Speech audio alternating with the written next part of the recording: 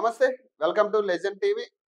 ఈరోజు ఉదయం కొడంగల్ మాజీ ఎమ్మెల్యే పట్నం నరేందర్ రెడ్డిని పోలీసులు అదుపులోకి తీసుకున్నారు. ప్రధాన కారణం ఏదైతే లగచర్లో జరిగిన ఇన్సిడెంట్ ఉందో కలెక్టర్ మీద గాని, ఎంఆర్ఓ మీద గాని దాడి జరిగిన అంశం మనందరికి తెలిసిందే. గత 2 రోజులుగా ఇష్యూ నడుస్తా ఉంది. సో, దీనికి సంబంధించి పట్నం నరేందర్ రెడ్డే ఇదంతా చేయించినట్టుగా, పట్నం నరేందర్ రెడ్డి అనుచరుల్ని ప్రోద్బలం చేసినట్టుగా ఈ ఇన్సిడెంట్‌లో వాళ్ళందరిని ఇన్వాల్వ్ చేసి పట్నం నరేందర్ నేతృత్వంలోనే ఈ దాడి జరిగిందంటూ కూడా ఆరోపిస్తా ఉన్నారు పోలీసులు. ఇప్పటికే వికారాబాద్‌లోని డీటీసీ సెంటర్‌లో పట్నం నరేందర్ రెడ్డిని ఉంచిన పోలీసులు డీటీటీ సెంటర్ నుంచి నేరుగా కోర్టుకి హాజరుపరిచే అవకాశం ఉంది. సో, అక్కడే ఆయనకి వైద్య పరీక్షలు కూడా నిర్వర్తించి కోర్టుకి నేరుగా కోర్టుకి తీసుకెళ్లే ప్రయత్నం చేస్తా ఉన్నారు పోలీసులు. సో, ప్రస్తుతం బీఆర్ఎస్ నాయకురాలు పావని గౌడ్ గారితో మాట్లాడే ప్రయత్నం చేద్దాం. దానికి సంబంధించి అంటే బీఆర్ఎస్ నాయకులు దీన్ని ఎట్లా తీసుకుంటున్నారు ఏంటి ఈ అంశానికి సంబంధించి? ఎందుకంటే అరెస్టులు ఉంటాయనేది బాంబులు ఏదైతే గతంలో బాంబులు పేలుతాయి, రకరకాల అంశాలు ఉన్నాయి. సో, కావాలని ఇరికిస్తా ఉన్నారా, లేకపోతే ఇన్సిడెంట్ కి సంబంధించి నిజంగానే బీఆర్ఎస్ వాళ్ళ హస్తం ఉందా? ఇవన్నీ కూడా మాట్లాడే ప్రయత్నం చేద్దాం. నమస్తే అండి. నమస్తే. సో, పట్నం నరేందర్ రెడ్డి గారి అరెస్ట్ కి సంబంధించి మీరేమంటారు? మీరేమనుకుంటున్నారు? ఇప్పుడు పట్నం నరేందర్ రెడ్డి అరెస్ట్ అనేది అప్రజాస్వామికం అండి. ఎట్లా అంటే ఇప్పుడు ప్రశ్నిస్తే అణచివేస్తారా అండి? ప్రతిపక్షంలో ఉన్నాం, ప్రశ్నించే అర్హత హక్కు మాకు లేదా? ఉద్యమ కాలం నుంచి బీఆర్ఎస్ పార్టీకి ఇలాంటి నిర్బంధాలు, అరెస్టులు కొత్త కాదు. ఏదో అరెస్టు లేచి అణచివేయాలని చూస్తున్నారు. ఇది అణచిపోదు, పోరాటం చేస్తూనే ఉంటాము. ఆయనను వెంటనే లగచర్ల నుంచి ఆయనను నిన్న ఎవరైతే 16 మంది రైతులను అరెస్ట్ చేసిండ్రో తక్షణమే వాళ్ళను విడుదల చేయాలి. మేము బీఆర్ఎస్ పార్టీ పక్షాన కోరుతున్నాం. కానీ ఇదంతా చేయించిందే, ఇప్పుడు వాళ్ళు పోలీసులు ఆరోపించేది ఏంటంటే ఇదంతా చేయించిందే పట్నం నరేందర్ రెడ్డి అంటున్నారు. పట్నం నరేందర్ రెడ్డి అనుచరులు ఇదంతా చేసిరు అంటున్నారు. ఇప్పుడు ఒక ఉద్యమానికి, ఒక రైతు ధర్నాకు, రైతుల వాళ్ళ హక్కుల కోసం కొట్లాడుతుంటే దీనికి రాజకీయం పులుమడం అనేది కరెక్ట్ కాదు. అక్కడ కాంగ్రెస్ రైతులు ఉంటారు, బీజేపీ రైతులు ఉంటారు, సిపిఐ ఉంటారు, సిపిఎం ఉంటారు, సామాన్య రైతులు కూడా ఉంటారు. ఒక ఊరు ఉంటది, ఆ ఊర్లో 1500 మంది ఉంటే 500 మంది అట్లుంటారు, 500 మంది ఇటుంటారు. ఇప్పుడు 1500 మంది రైతుల భూములు పోతున్నాయి కదా, 1500 మంది రైతులు వచ్చి రోడ్ల మీద ఉంటున్నారు కదా. గొడవ చేసినోడు కాంగ్రెస్ పార్టీ వాడు కాదు, గొడవ చేసినోడు బీఆర్ఎస్ పార్టీ అనేది అది ఏంటంటే దిగజారుడు రాజకీయానికి, రేవంత్ రెడ్డి కాంగ్రెస్ దిగజారుడు రాజకీయానికి నిదర్శనం. టాపిక్ డైవర్షన్ పాలిటిక్స్ చేస్తూ ఇట్లనే చేస్తున్నాడు. ఆది నుంచి డిసెంబర్ 9వ తారీఖు నుంచి తెలంగాణలో కాంగ్రెస్ పార్టీ అధికారంలోకి వచ్చిన తర్వాత ఆది నుంచి ఇవే పాలిటిక్స్ చేస్తున్నాడు రేవంత్ రెడ్డి అనేటాయనే. ఇప్పుడు సొంత నియోజకవర్గంలో ప్రజలతోటి మాట్లాడే టైం దొరకలేదా? దసరాకు వచ్చిండు, దీపావళికి వచ్చిండు, ఎన్నో ఉత్సవాలు చేసుకుంటుండు, ఎన్నో సంబరాలు చేసుకుంటున్నాడు, ఎన్నో పండగలు చేసుకుంటున్నాడు ఆయన ఇంట్లో. మరి ఆ నియోజకవర్గ ప్రజలే కదా ఈయనని గెలిపించి సీఎం కుర్చీలో కూర్చుండబెట్టింది. ఆ ప్రజలు తిరగబాటు చేస్తుంటే ఆ ప్రజలు భూములు కోల్పోయి రోడ్ల మీదకి వచ్చి ఆర్తనాదాలు ఆయనకి వినిపిస్తలేవా? ప్రజలను కూర్చుండబెట్టి మాట్లాడాలి కదా. మా భూములు మాకు కావాలని వాళ్ళు హక్కుల కోసం పోరాడుతున్నారు. ఎవరి భూములో వాళ్ళకి కావాలని పోరాటం చేయట్లేదు కదా. రేవంత్ రెడ్డి ఏదైతే ఇస్తా అన్న హామీల గురించి కాదు కదా అక్కడ జరిగింది. రైతుల గురించి, రైతు భూముల గురించి, రైతులకు జరుగుతున్న అన్యాయం గురించి కదా. ఇప్పుడు ప్రతిపక్ష హోదాలో మేమున్నాం, మాకు కొట్లాడే హక్కు ఉంది కదా, మేము కొట్లాడతాం. కరెంటులు బంద్ చేస్తారు, ఇంటర్నెట్లు బంద్ చేస్తారు, రైతులకు చేతులకు బేడీలు ఇస్తారు. వాళ్ళు నిన్న వీడియో చూస్తే కడుపు తరుక్కుపోయిందండి, కళ్ళల్లో నీళ్లు తిరిగినాయండి. వాళ్ళు నడవలేని పరిస్థితులలో ఉన్నారు రైతులు. అంటే వాళ్ళని తీసుకుపోయి ఏమన్నా కొట్టిండ్రా, లేకపోతే ఏం చేసిండ్రు వాళ్ళను అర్థం కావట్లేదు. సురేష్ అనే ఆయనే బీఆర్ఎస్ పార్టీ నాయకుడు అది అని చెప్తున్నారు. కొడంగల్లో సురేష్ అనే ఆయనకు 7 ఎకరాల భూమి ఉన్నది, అది నిజమా కాదా? హైదరాబాద్ నుంచి వచ్చిందని వ్యాఖ్యలు చేస్తున్నారు. కొడంగల్లో ఆయన భూమిని కోల్పోతే ఆయనే ధర్నా చేయడము, ఆయనే ఎదురు తిరగడము తప్ప రైటా చెప్పండి? ఇప్పుడు నిన్ననే కదా ఆ కలెక్టర్ గారు కూడా చెప్పింది, పెన్ డౌన్ చేస్తే నా మీద ఎలాంటి దాడి జరగలేదు, మీరు ఏం చేయాల్సిన అవసరం లేదని కలెక్టరే చెప్పిండు. మళ్ళా తర్వాత పోలీసులను రంగంలోకి దింపిండ్రు, దింపి రైతులను అందరినీ అరెస్టులు చేపించారు. అంటే ఈ రైతుల తిరుగుబాటు అనేది ఒక విషయం. అంటే ఈ రైతుల తిరుగుబాటు అనేది ఎలా చూడాలి మనం? అంటే ఈ తిరుగుబాటుని ఎట్లా చూడాలి మనం? అంటే బేసిక్ అంటే రైతులు గవర్నమెంట్ ఫెయిల్ అయింది ఇప్పుడు అనుకోవచ్చా? ఇది రైతుల తిరుగుబాటు, ప్రభుత్వం మీద తిరుగుబాటు, రేవంత్ రెడ్డి మీద తిరుగుబాటు లెక్కనే చూడాలి. ఉమ్, అధికారులనే దంచిండ్రు. ఇప్పుడు ఉమ్, రేవంత్ రెడ్డి అనేటైన ఫార్మాస్యూటికల్ కంపెనీకి ఫస్ట్ 1500 ఎకరాలు అన్నారు. ఉమ్, తర్వాత దాన్ని 3000 ఎకరాలకు చేసిండ్రు. ఉమ్, ఇప్పుడు గవర్నమెంట్ ల్యాండ్ కోసము ప్లస్ పేద ప్రజలు ఎకరా 2 ఎకరాలు అర్ధెకరం ఉన్న రైతులు రేపు వాళ్ళకి ఇచ్చేస్తే వాళ్ళు ఎక్కడికి పోతారండి? రైట్. చిన్న సన్నకారు రైతులు సాగు చేసుకుని భూములు నమ్ముకునే రైతులను వాళ్ళని అరెస్ట్ చేయడం వల్ల వీళ్ళకి వచ్చేది ఏంటంటే, ఒరిగేది ఏంటంటే, ఉమ్, అల్లుడు కోసం గిల్లుడు కార్యక్రమాలు చేస్తున్నాడు ఈ రేవంత్ రెడ్డి అనేటాయనే. ఉమ్, తక్షణమే అల్లుడిని ఆంధ్ర నుంచి వెళ్ళి తెచ్చుకున్నాడు. బిడ్డ నైమిషారెడ్డి, సత్యనారాయణ రెడ్డి కంపెనీల కోసమే ఇదంతా చేస్తున్నాడు రేవంత్ రెడ్డి. ఉమ్. మరి ఫైనల్ గా దీన్ని ప్రజా ఏం చెప్పదలుచుకున్నారు? అంటే ఇంకా అరెస్టులు ఉండే ఉన్నట్టుగానే కనపడతా ఉన్నాయి, ఇంకా అరెస్టులు జరిగేటట్టే కనపడతా ఉంది సిచ్యువేషన్ చూస్తా అంటే. మరి ఏం ఇప్పుడు చెప్పదలుచుకున్నారు?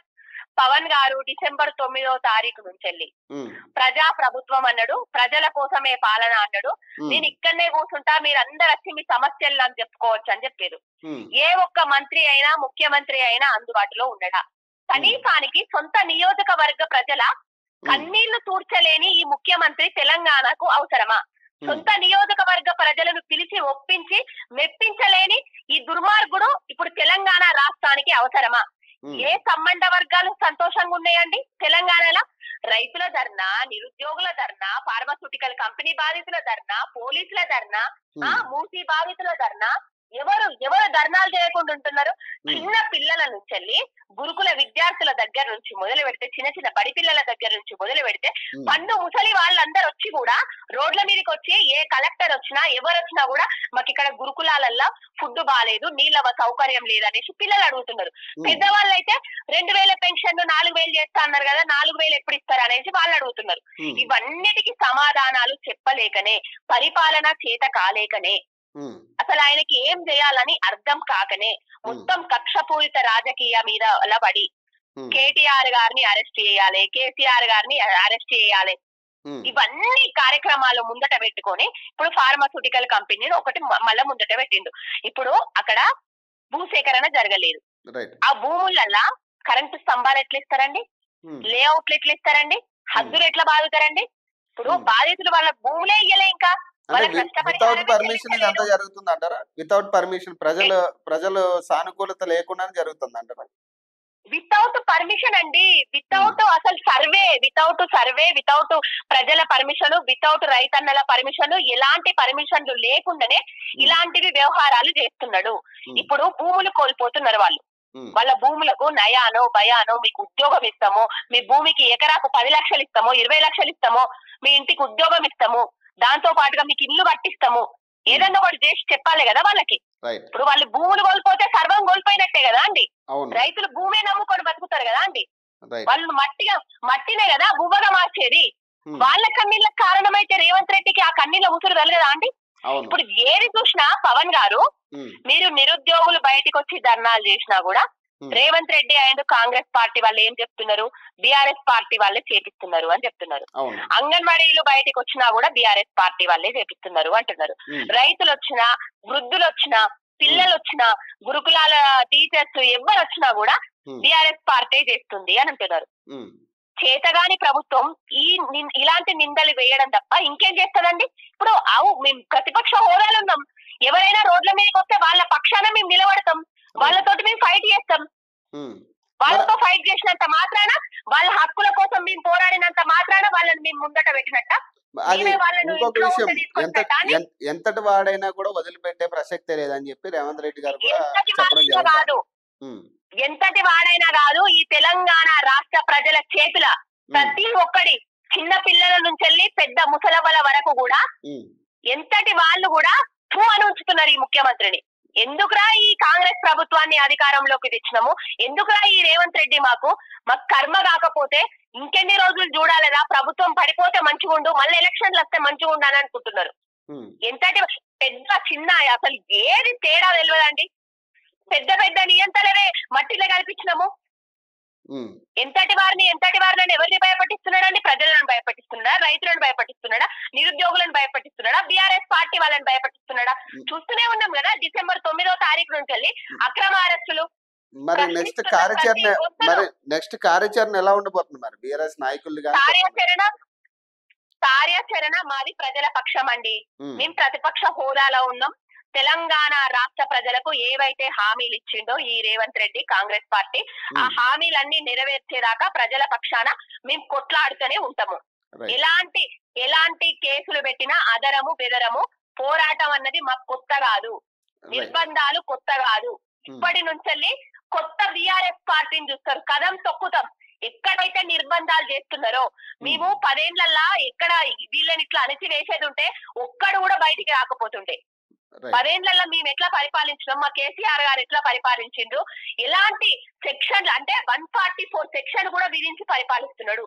ఎమర్జెన్సీ కాలాన్ని తీసుకొచ్చిండు ఇందిరమ్మ రాజ్యంలా. ఏ వర్గం కూడా సంతోషంగా లేరు పవన్ గారు. రైతులు ఇప్పుడు కళ్ళాలల్లా వడ్లు పోసుకొని ఎదురు చూస్తున్నారు. ఇప్పటి వరకు కూడా ఎన్ని లక్షల క్వింటాల ధాన్యాన్ని కొనుగోలు చేసిరు ఈ కాంగ్రెస్ పార్టీ వాళ్ళు అనేది ఒక నివేదిక విడుదల చేయాలని కోరుకుంటాను. మరి కేంద్ర మంత్రులు చాలా మంది ఉన్నారు కదా, ఇప్పుడు బండి సంజయ్ లాంటి వాళ్ళు ఎందుకు రియాక్ట్ అవ్వట్లేదు మరి దీని మీద? ఇప్పుడు రాండి, చీకటి దోస్తులు కదా అండి, ముందు నుంచే మేము చెప్తున్నాం కదా అండి. చీకటి దోస్తులు, ఆయన దోస్తు నేనే కాపాడుకుంటాడు, నువ్వు నవ్వినట్టు చెయ్యి నీకు ఇచ్చినట్టు చేస్తా అని చెప్తారు. ఇలాంటి వాటికి వాళ్ళు ఎవరు స్పందించారండి. బీఆర్ఎస్ పార్టీ బీజేపీ ఒకటి అని ఎంపీ ఎలక్షన్లల్లా కాంగ్రెస్ బీజేపీ పార్టీ కలిసి లబ్ధి పొందినాయి. ఇప్పటి వరకు కూడా ఇప్పటి ప్రజలకు అందరికి తెలిసిపోయింది. కేంద్రంలో ఉన్న నిస్సహాయ మంత్రి బండి సంజయ్ అని చెప్పొచ్చు. పత్తి రైతులు గొడగొడ ఏడుస్తున్నారు. కేంద్ర నిస్సహాయ మంత్రి ఆయనే, ఈయనేమో రేవంత్ రెడ్డి సహాయ మంత్రి. Right. Thank you madam, thank you. Okay. So చూడొచ్చు కదా, బీఆర్ఎస్ నాయకులకు సంబంధించి ఏదైతే ఇప్పుడు అరెస్టులు జరుగుతా ఉన్నాయో, సో ఇవన్నీ కూడా అక్రమ అరెస్టులు. ఖచ్చితంగా ఈ ప్రతిపక్షంలో ఉన్నప్పుడు ఖచ్చితంగా మేము ప్రశ్నించే హక్కు మాకు ఉంది కాబట్టి ప్రశ్నిస్తామంటూ కూడా వాళ్ళు చెప్తా ఉన్నారు. ఏదేమైనా కూడా రైతులకైతే న్యాయం చేయాలంటూ కూడా వాళ్ళు డిమాండ్ చేస్తా ఉన్నారు. చూద్దాం దీనికి సంబంధించి ఇంకా వెలుగులోకి అంటే ఇంకా అరెస్టులు ఉండే ఛాన్స్ ఉన్నాయంట అంటూ కూడా కొన్ని వార్తలు అయితే రావడం జరుగుతా ఉంది. మరి చూద్దాం ఎట్లాంటి ధోరణి కనపడతా ఉంది అనేది. సో మరిన్ని అప్డేట్స్ కోసం చూస్తూనే ఉండండి లెజెండ్ టీవీ.